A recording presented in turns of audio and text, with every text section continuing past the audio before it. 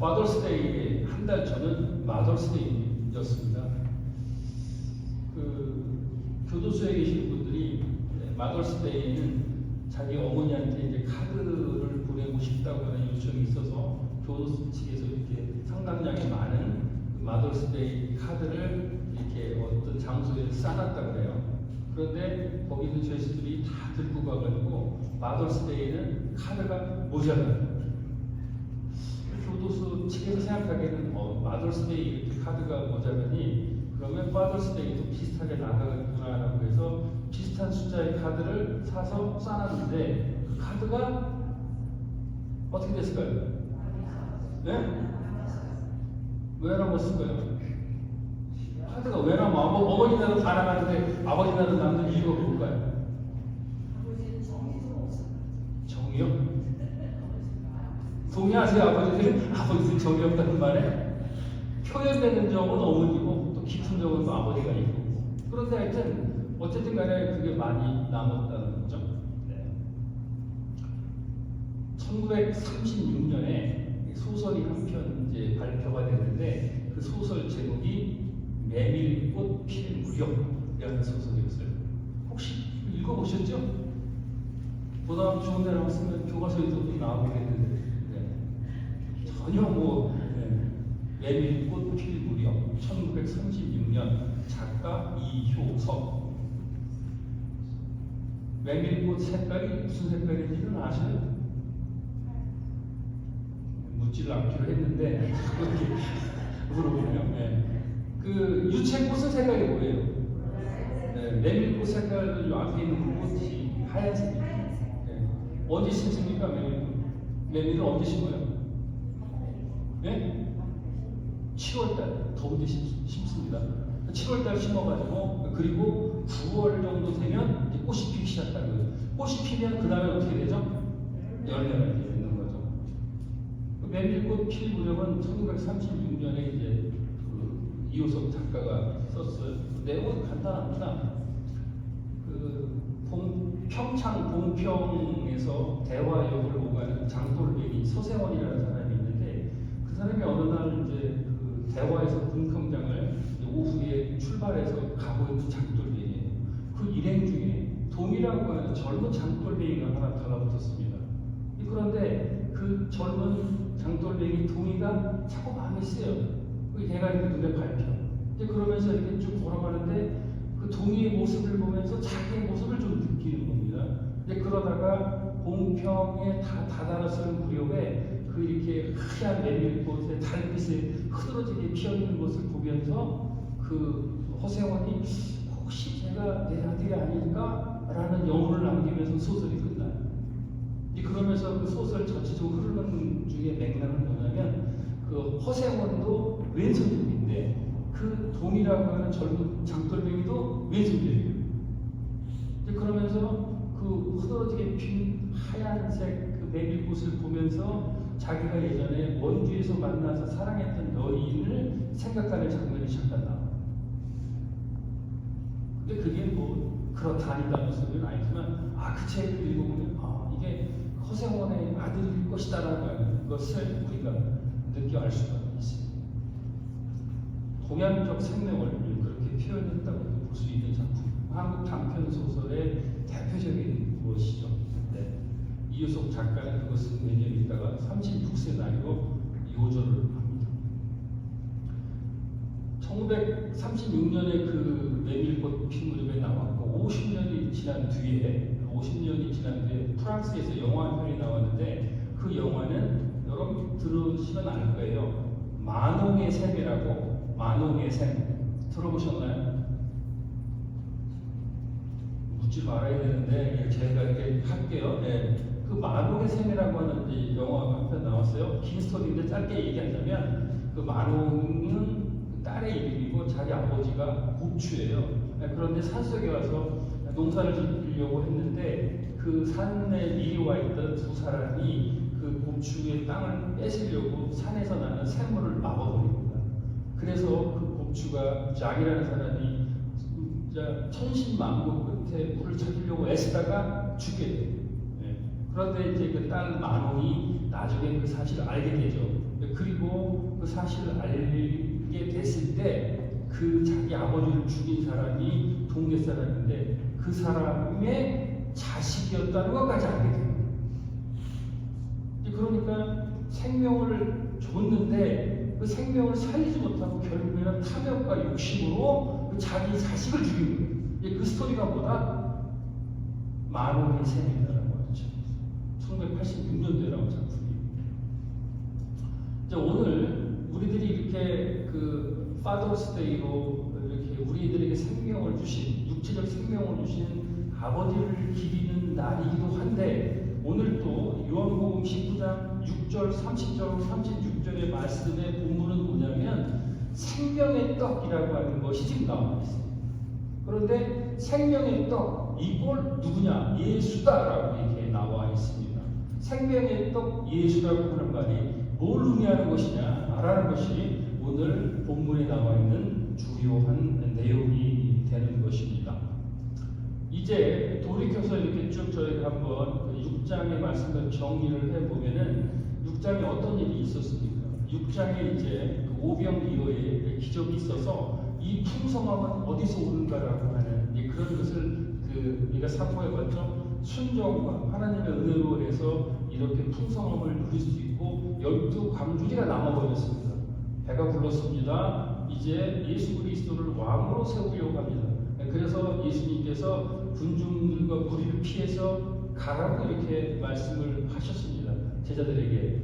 그런데 이제 예수님 말씀을 듣고 갔는데 갈릴리 바다에서 풍랑을 만났고 예수님께서 신적 드러남을 통해서 그 갈릴리 바다 위를 걸어 오셨던 사건의 연계가 되는 겁니다. 이제 그러면서 오늘 이제 본문의 시작이 열리게 되는 것이고, 그리고 여러분들은 꼭 오늘 아버지 날과 더불어서 기억해야 될 중요한 오늘 설교 말씀의 제목은 뭐다? 생명의 떡 이꼴 예수 그리스도다라고 하는 제목입니다.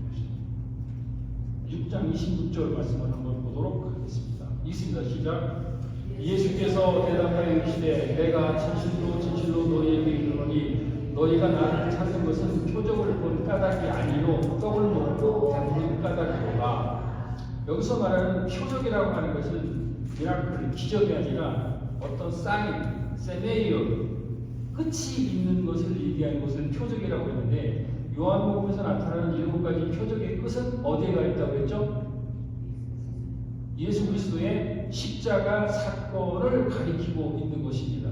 그런데 우리들이 예수님을 믿고 따르는 가운데 그런 십자가 사건의 끝, 우리의 죄를 씻어주시고 하나님과 더불어 영생 천국에 간다고 하는 그 표적을 보질 못하고 일시의 안위와 평강을 위해서 혹은 세상 사람이 고달퍼서 먹고 살려고 그냥 배만 채우려고 하는 그런 것으로 우리들이 지금 예수를 따르고 있다라고 하는 말씀을 지금 요한복음 6장에서 말씀을 하고 있는 겁니다.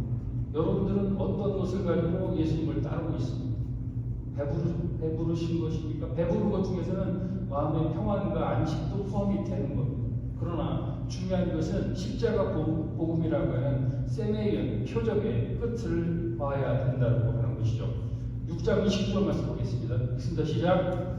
예수께서 대답하여 이르시되 하나님께서 보내신 이를 믿는 것이 하나님의 일이라 하시니, 하나님의 일이라고 하는 것은 흔히 말하는 우리들이 교회에서 사역을 한다, 하나님께 봉사한다, 헌신한다, 여러 가지 것을 하고 있는데 가장 궁극적인 하나님의 일이라고 하는 것, 그러니까 가장 기본적이 되는 파운데이션, 기초는 뭐다? 그것이 바로 뭐라고 그랬죠? 하나님의 일은 하나님을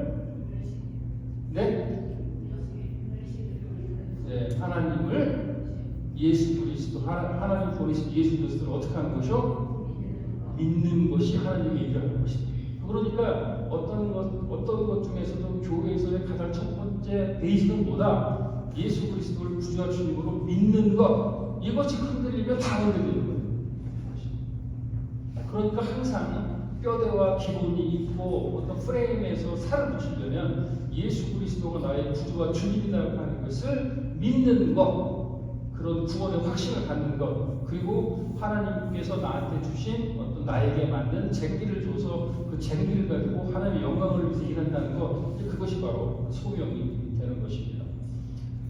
로마서 4장 14절 말씀 한번 볼까요? 읽습니다. 시작. 일하는 자에게는 그 쌀이 은혜로 여기지 아니하고 보수로 여겨지거니와. 로마서 때도 한번 말씀드렸지만 이 내용이, 이 얘기는 뭐냐면, 그러니까 우리가 어떤 뭔가를 우리가 이룩해야 되고 뭘 하려고 하고 내가 이렇게 했다고 내 공로나 내 의지나 이런 것을 나타나기 쉬운데, 결국은 뭐다, 공로가 없어도 내 행위가 없어도 은혜라고 하는 것, 그것을 받으면 하나님을 믿게 된다라고 하는 그 말씀을 그들에게 주고 있는 것입니다. 6장 30절에서 31절 말씀을 한번 보도록 하겠습니다. 시작. 그들이 묻되 그러면 우리가 보고 당신을 믿도록 행하시는 표적이 무엇이니까, 하시는 일이 무엇이니까 라고 했습니다. 31절 보겠습니다. 시작. 기록된 바 하늘에서 그들에게 떡을 주어 먹게 함과 같이 우리 조상들은 광야에서 만나를 먹었나이다. 자, 이제 그러면 여기서 우리가 꼭 중요하게 기억해야 될 부분이 있는데, 생명이라고 하는 것, 그 생명이라고 하는 것을 생각하면 항상 우리는 두 개를 생각해야 됩니다. 두 개. 그 두 개 중에 하나는 뭐냐면, 이제 헬라어에 보면 비오스라고 하는 비오스라고 하는 생명이 있는데, 그 비오스라고 하는 생명은 뭐냐면 심장이 있어서 팔딱팔딱 뛰는 것이 뭐다? 그게 육체적 생명을 말하는 겁니다. 여러분들 문어는 심장이 3개 있는 거 아세요? 그리고 조금만 날만 해도 다 심장이 있습니다. 그렇게 팔딱팔딱 뛰는 것에 대한 육체적인 것을 가진 걸 우리가 뭐라고 그런다? 그것을 말하는 비오스, 생명이라고 합니다. 육체적 생명. 그런데 지금 요한복음에서 말하는 생명이라고 하는 것은 뭐냐면, 예전에 한번 말씀드렸지만 조에라고 하는 단어를 사용했어요. 조에. 이게 요한복음에 나온 생명에서 조에라고 쓴 게 36번이나 나와 있습니다. 그 조에라고 하는 생명은 어떤 생명을 말하는 거예요? 그것은 바로 영적인 영원한 생명을 말하는 거예요. 그러니까 허생원이 준 생명은 비오스, 생물학적 생명이 되겠죠. 그런데 여기서 말하는 예수님이 우리에게 주신 생명은 바로 뭐다? 조에, 영원한 영적인 생명이라는 거예요. 그것을 지금 말씀을 하고 있는 것입니다. 여기 이제 헬라에 보면 비오스라고 하는데, 이 비오스에서 유래된 게 그 바이오라고 하는 말 들어보셨나요? 바이오? 생물학이 뭐예요? 바이올라지. 그리고 이제 우리가 요즘에 아주 관심이 많이 있는 분야가 태양열 부분과 이 바이오 생명공학 부분이 상당히 각광을 받고 있는 것이죠. 그 생명공학의 한계는 뭐냐면, 팔딱팔딱 뛰는 심장이 더 연장할 수 있는 데까지만. 그게 지금 어떤 경지까지 와 있는지 여러분들 잘 아시죠? 우리가 갖고 있는 유전자 있습니다. 유전자 중에서 좋은 유전자, 나쁜 유전자 있는데, 그 나쁜 유전자 같은 경우는 어떻게 해요? 유전자 가위를 가지고 잘라버립니다. 그러면 남는 게 뭐예요? 좋은 유전자만 남습니다. 그 유전자 가위라고 하는 부분은 이제 저희들에게 다가왔는데, 늦어도 3년 이내에는 다 완료가 된다고요. 생명공학적 측면입니다. 그리고 요즘에 캔서, 암을 앓고 있는 분이 많이 있는데, 이제 CAR-T 세포라는 게 있나 봐요. 그 CAR-T 세포가 하는 일은 뭐냐면, 그 세포는 무조건 암세포만 공격합니다. 무조건. 그러니까 그 세포를 배양해서 투입시키면 암세포를 가서 싸워서 이기는 데까지 가 있는 겁니다. 그리고 이제 미생물 중에서 이제 장내 미생물 같은 게 있어서 여러 가지 이제 연결되고 이런 병 질환이 있는데, 체크업해서 장내 미생물을 조절해서 투약시켜주는 이것까지 이미 나와 있고, 더 놀라운 것은 뭐냐면, 우리가 지금 보면 프린터 보면 잉크젯이라든가 뭐 이렇게 토너를 집어넣어서 검은색을 집어넣으면 이렇게 뭐죠? 프린터가 나오잖아요. 그런데 3D 프린터라고 하는 것은 무슨 재료를 집어넣으면 입체적인 형상이 나오는 거죠. 그러니까 총의 모양을 이제 제작을 해서 3D 프린터로 이렇게 프린팅을 하면 손 모양이 나와요. 그런데 이 생명공학에서 놀라운 건 뭐냐면 3D 바이오 프린트는 거기에 들어가는 어떤 그 프린트를 찍어주는 그 요소가 뭐냐면 우리들의 세포야, 세포. 톤 꼬는 게 아니라 우리 세포를 추출해서 3D 바이오 프린트에다 집어넣어. 그리고 명령을 해. 이 사람은 당뇨를 지금 40년 알아보는데 췌장 기능이 상실됐음. 이 세포로 췌장을 만들어 주세요. 따다다닥 하면은 그 3D 바이오 프린터에서 뭐가 나와? 요 췌장이 나오는 거예요. 그럼 그걸 가지고 어떻게 해? 유전자 가해가지고 수술해가지고 집어넣고 붙인다. 그거는 지금 빠르면 10년 이내, 15년 이내에 완성될 것이다. 라고 하는 것이 지금 생명공학에서 나와 있는 얘기예요. 여러분들 지금 70대 초반, 중반이시니까 어떻게 하든 간에 15년은 버티셔야 돼요. 90까지는 버티시면은 요 3D 바이오 프린터 보고 나와서 이제 하면 그러면 이제 모세의 120수 간단한 겁니다. 먼 얘기 같죠? 그런데 이렇게 지금 여러 가지 있는 어떤 생명공학적인 게 있어서 인간이 심장이 팔딱팔딱 뛰게 하는 심장의 진동수와 바이오는 연결이 돼. 근데 이게 언제까지 연결이 되는 거예요? 여러분들은 언제까지 잊고 싶으세요? 언제까지?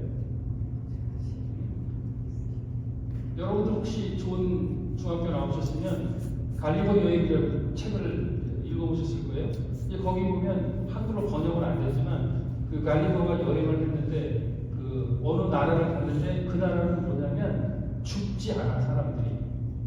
그러니까 무슨 일이 생기면 아프면 고생을 많이 하고 그 사람들 소원은 뭐냐면 죽는 거예요. 근데 안 죽어. 그 나라를 거쳐가는 내용이 나와요. 갈리버 여행이라는 책에. 그런데 인간의 욕심은 끝도 없고 한도 없기 때문에 이렇게 바이오 생명공학은 이렇게 발전이 돼 있어서 나아가고 있는데 그런데 이제 예수님께서 우리들에게 말씀하시면서 이제 31절에 보면 우리 조상들은 광야에서 만나를 먹었다. 이 만나라고 하는 것은 뭐냐면 바로 만나를 먹어서 그 만나가 영적인 생명, 조애가 되는 게 아니라 저건 바이오에 도움을 되는 거예요. 그러니까 여러분들 이제 한 끼 식사를 잘 하시고 나서 정말 점심을 거하게 하셨어. 그렇게 되면 뭐 5, 6시에는 밥 생각도 없고 하지만 주무시기 전에는 조금 출출하지 않나? 라는 생각을 갖는 것처럼 저런 만나는 일시적이고 단편적이라고 해요. 그러니까 아무리 바이오라고 하는 것이 늘어나서 인간 생명을 연장을 했다 하더라도 그거는 분명히 일시적이다라고 하는 것을 얘기를 하고 있는 것입니다. 이제 그러면서 6장 35절의 말씀을 한번 보겠습니다. 읽습니다. 시작. 예수께서 이르시되 나는 생명의 떡이니 내게 오는 자는 결코 죽지 아니할 터요 나를 믿는 자는 영원히 목마르지 아니하리라. 아멘. 예수께서 나는 뭐다? 생명의 떡이다 라고 하는 자기 계시를 하고 자기가 이런 사람이라고 표현을 하시는 거예요. 그러니까 예수님이 생명의 떡이라고 하신 말씀은 예수님이 만나를 주셔서 밥을 주셔서 먹고 한 끼 배부르는 게 아니고 영원한 생명을 주셨기 때문에 우리가 가지고 있는 탐욕이나 욕심이나 혹은 그 탐욕과 욕심이 자기 자식을 죽이는 일까지 가는 일이 있다 하지만 그런 것에 대한 영원한 죄의 갈망을 없애버리고 그리고 우리들을 영생 복락에 이끄는 생명의 떡을 주시는 분이다라고 하는 것입니다. 이것을 믿어야 되고 이것이 처음과 끝이에요. 이것이 기본이에요. 이것이 흔들리면 다 흔들리게 되는 것이죠. 그래서 결국은 생명의 떡이라고 하는 부분에 있어서 예수님이 이제 내가 이 생명의 떡이라고 하는 내 스스로 자신과 일치된다라는 자기 계시를 해주고 계신 거예요. 네, 그러면서 다음 48절에서 51절 말씀 보겠습니다. 읽습니다. 시작. 내가 곧 생명의 떡이니라. 너희 조상들은 광야에서 만나를 먹었어도 죽었거니와 이는 이는 하늘에서 내려오는 떡이니 사람으로 하여금 먹고 죽지 아니하게 하는 것이라. 51절 나는 하늘에서 내려온 살아있는 떡이니 사람이 이 떡을 먹으면 영생하리라. 내가 줄 떡은 곧 세상의 생명을 위한 내 살이 아니라 하신다. 그러니까 그 영적인 생명은 어디에서 온다는 것이에요. 그 풍성함은 어디에서 오는가? 하늘 확실합니까? 하늘에서 오는 것. 세상 것이 아니라. 그러면 하늘이 어디 있습니까? 저와 여러분들의 있는 하늘은 얼마나 멉니까? 그런데 하늘에서부터 이루어진 참된 영적 양식을 이제 하나님 아버지가 공급을 하시고 예수 그리스도와 함께. 그런데 이렇게 위에서 오는 공급처를 죽기 살기로 막는 게 있을까요, 없을까요? 네? 누군가요? 그게 그냥 간다는. 아시기 잘 아시죠? 그러니까 그것을 우리들에게 그런 생명의 그 육체에 배부르고 그것이 아니라 영적인 것을 위로부터 준다고 하는 것이죠. 그런데 그것을 우리 일상과 우리 삶 속에 못 받도록 영적인 전쟁이 엄청나게 일어나는 것이고 그것을 우리에게 매일 공격을 하고 있는 것이죠. 그렇기 때문에 이 영적 양식을 얻기 위해서는 일시적인 것이 아니라 이제 영원한 것이고, 이제 51절 끝부분은 내가 줄 떡은 곧 세상의 생명을 위한 내 살이 아니다라고 하는 것이고, 그리고 사람이 이 떡을 먹으면 어떻게 한다고요? 영생하리라. 영생이 뭡니까? 영원한 생명, eternal life. 그것은 바이오, 생명의 생명이 아니라 조에, 내가 그냥 영적인 생명을 받아서 공급받아서 나 혼자 사는 것이 아니라 누구랑 더불어 예수 그리스도와 더불어 이터널 라이프를 사는 것이 뭐다? 영생이고, 그렇게 이루어진 기본적인 것은 뭐다? 바로 하나님의 일을 하는 것의 시작, 믿는 것부터 시작을 하는 것이고, 그 믿음은 바로 구원의 확신이라고 하는 말씀이 여기서 기되는 겁니다. 53절에서 54절 말씀 보겠습니다. 시작. 예수께서 이르시되 내가 진실로 진실로 너희에게 이르노니 인자의 살을 먹지 아니하고 인자의 피를 마시지 아니하면 너희 속에 생명이 없느니라. 54절 말씀입니다. 내 살을 먹고 내 피를 마시는 자는 영생을 가졌고 마지막 날에 내가 그를 다시 살리리라. 이 무슨 말입니까? 내 살을 먹고 내 피를 마신다는 게 무슨 뜻인가요? 두 가지가 있습니다. 하나는 뭐냐면 내 살과 내 피를 마신다는 것은 여러분들이 하는 주의 만찬을 생각하셔도 돼요. 이건 무방합니다. 주의 만찬. 내 살과 피를 먹고 마시는 거죠. 네. 그런데 내 살을 먹고 내 피를 마시는 자는 영생을 가졌다는 그 의미에서 예수님의 살과 피를 어떻게 먹습니까? 식인종입니까?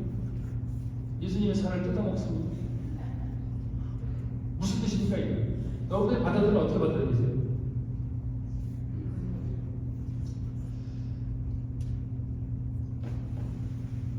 그러니까 이제 여기서 우리가 영적으로 생각하고 해석하고 꼭 생각해야 되는 부분이 뭐냐면, 여기서 이제 보면은 예수님의 살이라고 하는 것은 뭐냐면, 살이 찢기고 고통을 받았다라고 하는 것은 예수님의 희생을 의미하는 겁니다. 예수님의 희생을. 그리고 피는 뭘 의미할까요? 피, 블러드. 이 피는 항상 어떤 생명을 상징을 하는 겁니다.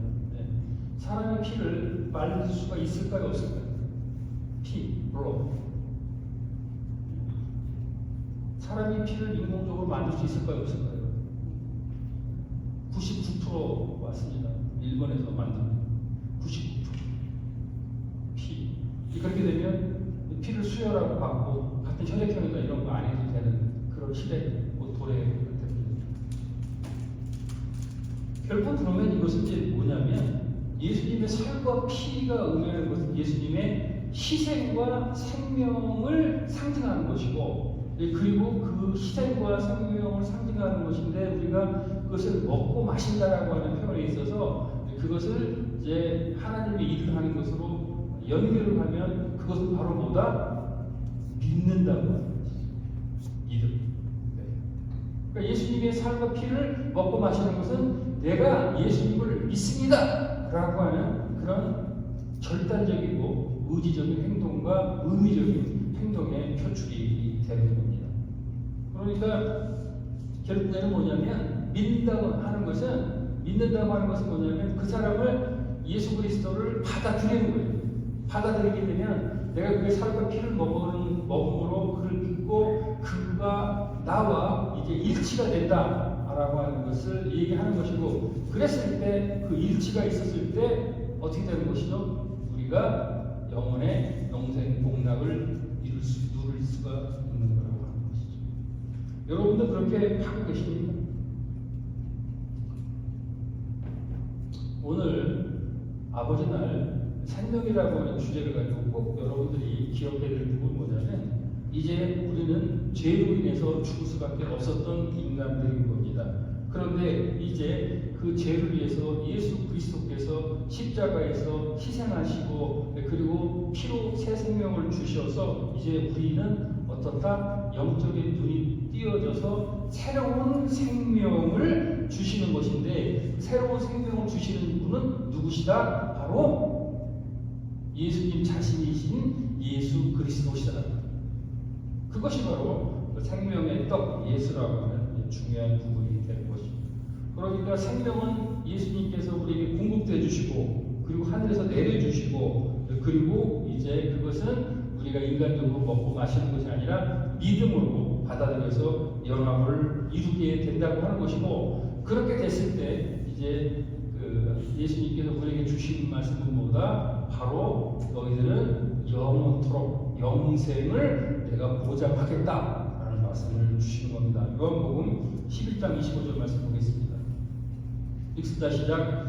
예수께서 이르시되 나는 구원이요 생명이니 나를 믿는 자는 죽어도 살겠고. 네. 여러분들 이제 바이오라고 하는 구체적인 생명은 아무리 늘려놔도 이제 그것은 끝날이 있는 겁니다. 끝날이 있어요. 새로운 장기를 싹 갈고 피를 싹 갈고 한 300년 살겠죠. 300년? 더 살을까? 400년? 그 안타깝다. 유럽 선생님은 한 700년 살았으면 싶은 생각이 드는데 700년이요? 뭐 살세요. 네. 그런데 그게 한 번은 끝나요. 네. 그러면 어떻게 되죠? 이제 나를 믿는 자는 죽었어. 믿고 죽어요, 저희들이. 그런데 어떻게 하겠어요? 하나님께서 영생의 선물을 허락하시기 때문에 우리가 영원히 살 수 있다. 그게 바로 뭐다? 생명의 떡 예수 그리스도라고 말씀을 정리하도록 하겠습니다. 고등학교 친구가 대학을 들어가고 공부를 하러 텍사스로 이민 온 친구가 하나 있습니다.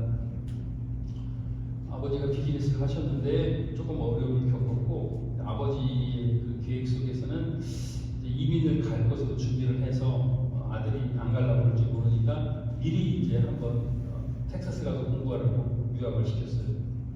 그런데 이제 그 친구가 20살 막 대학 1학년 1학기 마치고 미국으로 유학을 왔는데 힘들었던 거예요.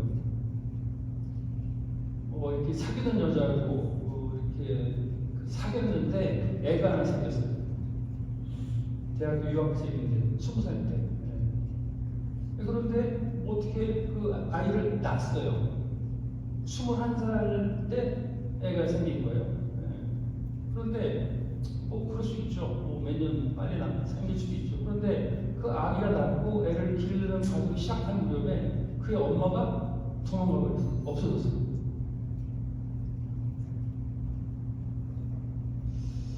그리고 조금 지나서 이제 아버지 어머니가 이민으로 왔고 그 친구는 유학에서 이민으로 전환을 했고, 그러면서 그 아들은 이제 때로는 누나가 때로는 엄마가 이렇게 이제 성장을 하게 된 거죠. 그리고 그 친구는 공부를 계속했고, 항상 이제 그의 일생에 있어서 텍사스 좋은 대학 나왔습니다.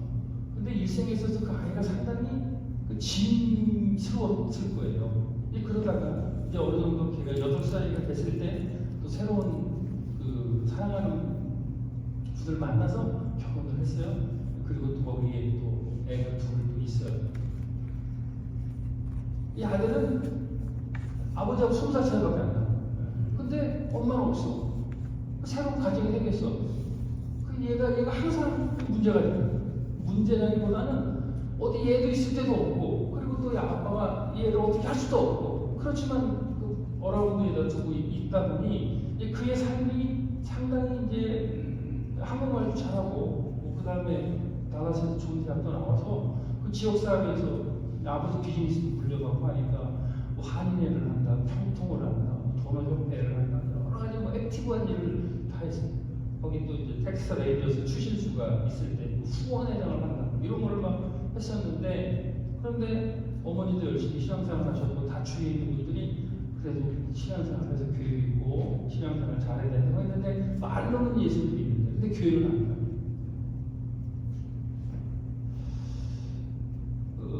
작년에 전화가 가끔 연락은 오는데 뜸하더라고요.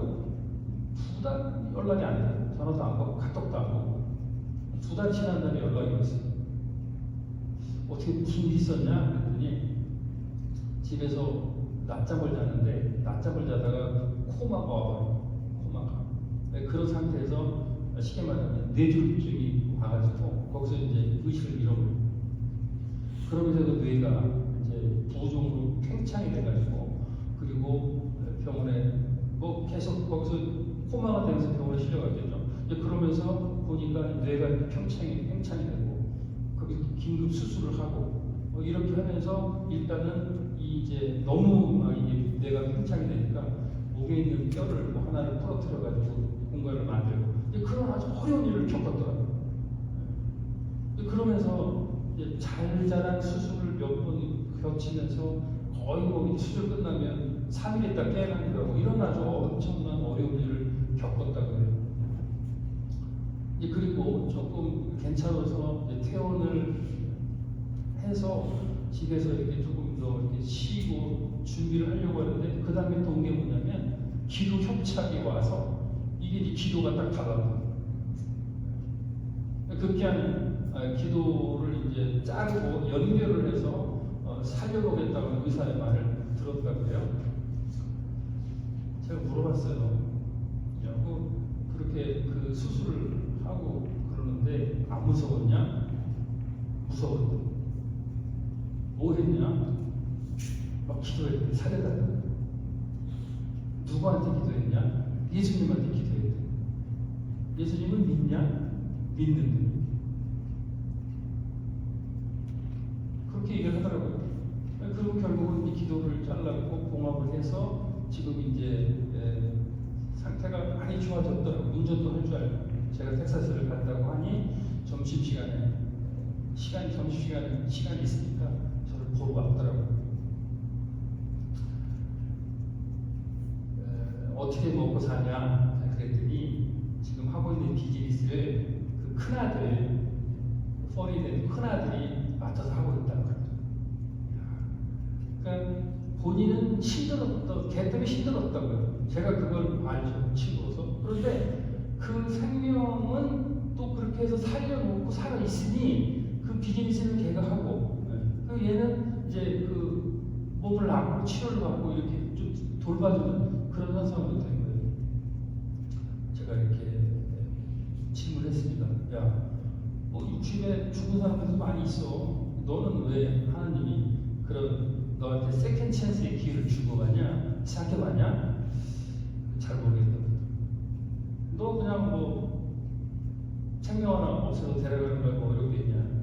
그래도 네가 그렇게 힘든 삶도 살았고 여러 가지 봉사한 것도 있고 이 주위에 너를 위해서 기도한 사람도 많고 나도 그랬고, 그런데 다시 한번 네 삶을 돌이켜서 과연 예수 그리스도가 나에게 어떤 분이고 왜 이 타이밍에 이런 시련을 겪어서 나에게 이런 것을 주게 했는가를 한번 꼭 생각해봐라.